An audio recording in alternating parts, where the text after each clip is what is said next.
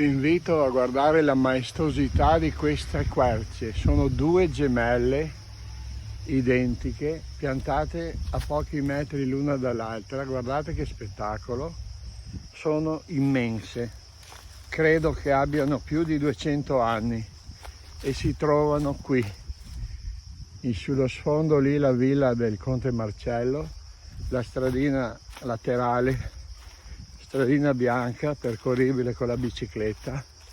Guardate che razza di imponenza questi alberi, una magnificenza unica.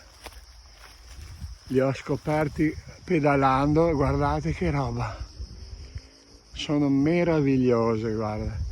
Per avere idea della grandezza bisogna avvicinarsi e guardare all'insù.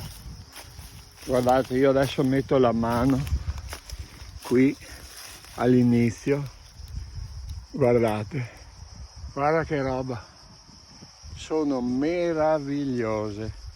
Queste qui dovrebbero secondo me essere messe come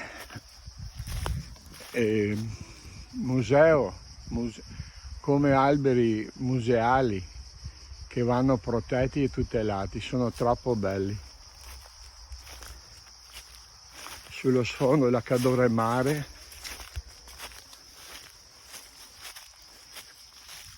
e qua siamo proprio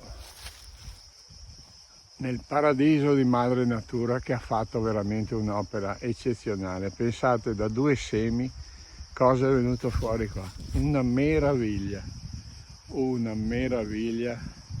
da tutelare come patrimonio.